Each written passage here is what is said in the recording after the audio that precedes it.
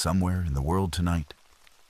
A person who has never seen a single color, never seen a face, never seen light itself, is dreaming.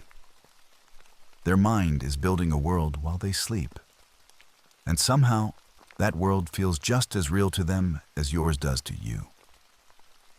How is that even possible? It's a strange question once you sit with it. Dreams, for most of us, are made of pictures. Faces morph into other faces. Rooms stretch and bend. Colors show up that don't exist anywhere in nature. So what happens when a person has never had a single visual memory to draw from?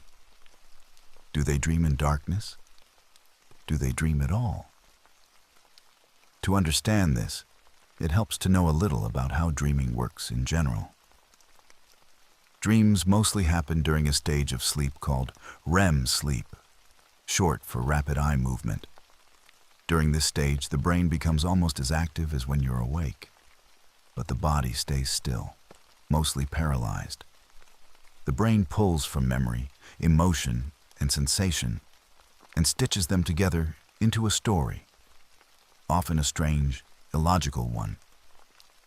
For sighted people, a huge part of that story is visual, because so much of daily life is stored as images. But here's where it gets interesting. Scientists have found that blindness completely changes this picture, and the difference depends heavily on one thing: when a person lost their sight. People who become blind later in life, after already spending years seeing the world, tend to keep visual elements in their dreams.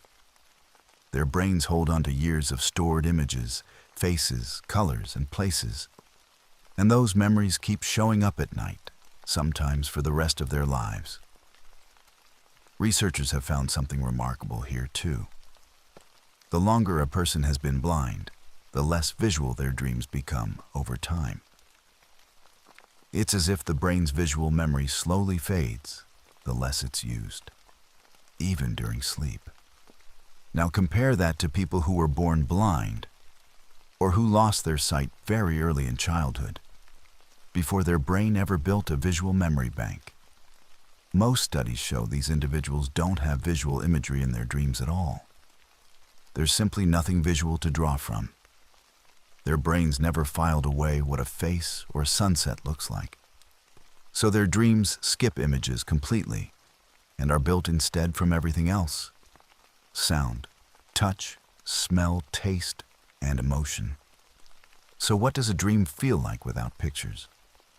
Researchers who study this have collected years of dream journals from blind participants, and the descriptions are surprisingly vivid, just not in a visual way.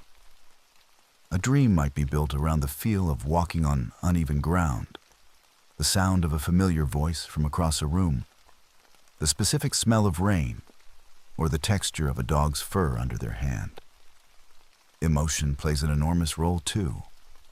Blind and sighted people, researchers found, don't actually differ much in how emotional their dreams are, or what they're about.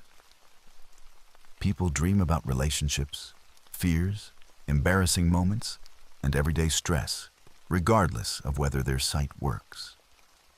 One especially interesting discovery involves nightmares. A study that tracked dream diaries over several weeks found that people born blind reported nightmares far more often than sighted people or those who lost their sight later. About 25% of their dreams involved nightmares, compared to roughly 6 to 7% in the other two groups.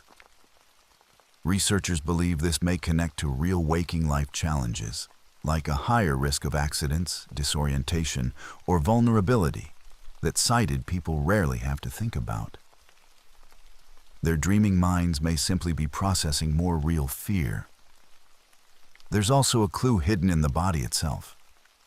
Normally, during REM sleep, your eyes physically move around, following the action happening inside the dream, something scientists call the scanning hypothesis.